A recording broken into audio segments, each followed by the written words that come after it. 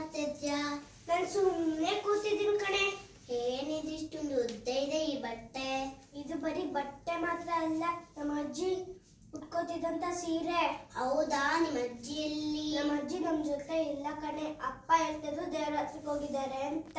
ಹೋಗ್ಲಿ ಬಿಡು, ಬೇಜಾರು ಮಾಡ್ಕೋಬೇಡ. ಅದಕ್ಕೆ ಈ ಬಟ್ಟೆ ಇಟ್ಕೊಂಡು ಕೂತಿದ್ಯಾ? ಇದು ಬಟ್ಟೆ ಅಲ್ಲ, ನಮ್ಮ ಅಜ್ಜಿ ಉಟ್ಕೋತಿದ್ದಂತ ಸೀರೆ. ಹೌದಾ? ನಾನಂತೂ ಈ ಥರ ಸೀರೆ ಗೀರೆ ನೋಡೇ ಇಲ್ಲ. ನಮ್ಮ ಚಿಕ್ಕಮ್ಮ ನಮ್ಮಮ್ಮ ಪ್ಯಾಂಟ್ ಚೂಡಿದಾರನ್ನೇ ಹಾಕೊಳ್ಳೋದು, ಈ ಥರ ಸೀರೆ ಗೀರೆ ಹಾಕೊಳ್ಳೋದೇ ಇಲ್ಲ. ಹೌದಾ? ನಮ್ಮ ಅಜ್ಜಿ ಮಾತ್ರ ಯಾವಾಗಲೂ ಸೀರೆನೇ ಉಟ್ಕೋತಿರ್ತಾರೆ. ಈ ಸೀರೆ ಅವ್ರಿಗೆ ತುಂಬಾ ಚೆನ್ನಾಗಿ ಕಾಣಿಸ್ತಿತ್ತು. ಹೌದಾ? ಬರೀ ಚೆನ್ನಾಗಿ ಕಾಣಿಸೋದು ಮಾತ್ರ ಅಲ್ಲ, ನಾನು ಆಟ ಆಡಿ ಸುಸ್ತಾಗಿ ಬಂದಾಗೆಲ್ಲ ನನ್ನ ಬೇರೆ ಸುಸ್ತಾ ಇದ್ರು. ಆಮೇಲೆ ನಾನು ಅಜ್ಜಿ ಹೊರಗಡೆ ಹೋದಾಗ ನಾನು ಮಲ್ಕೊಂಡ್ರೆ ಅವ್ರ ಸೀರೆ ಸೇರ್ಕೊಂಡು ನನಗೆ ಹಚ್ತಾ ಇದ್ರು. ಅವಾಗ ನಂಗೆ ತುಂಬಾ ಬೆಚ್ಚಗಾಯ್ತಿತ್ತು. ಒಂದೊಂದ್ಸಲ ನನ್ನ ಅಜ್ಜಿ ತೊಡೆ ಮಲ್ಕೊಂಡಾಗ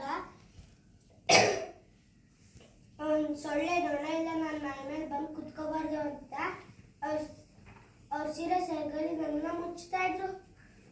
ಆಮೇಲೆ ನನಗೆ ಶೀತ ಆಗಿ ಮೂಗ್ ಸೋರ್ತಿದ್ದಾಗ ಅವ್ರ ಸೀರೆ ಸೇರ್ಗಳೇ ತಿನ್ಮಾಡ್ತಿದ್ರು.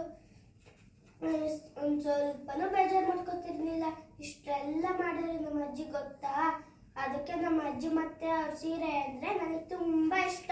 ಹಬ್ಬ ಹಬ್ಬ ಎಷ್ಟೆಲ್ಲ ಉಪಯೋಗಿದೆ ಈ ಸೀರೆಯಲ್ಲಿ. ನಾನು ನಮ್ಮಂಗೆ ಹೇಳ್ತೀನಿ ಕಣೆ, ಪ್ಯಾಂಟ್ ಶರ್ಟ್ ಬಿಟ್ಟು ಸೀರೆನೇ ಉಡ್ಕೊಳ್ಳೋಕೆ ಹೇಳ್ತೀನಿ ಕಣೆ. ನಾನು ನಮ್ಮ ಅಜ್ಜಿ ಮಿಸ್ ಮಾಡ್ಕೊತಿದ್ದೀನಿ ಕಣೆ. ಬಾಯ್ ಬಾಯ್. ಗಮನಿಸಿ, ನಾವು ಎಷ್ಟೇ ಬೆಳೆದರೂ ನಮ್ಮ ಹಳೆಯ ಸಂಸ್ಕೃತಿಯನ್ನು ಮರೆಯಬೇಡಿ.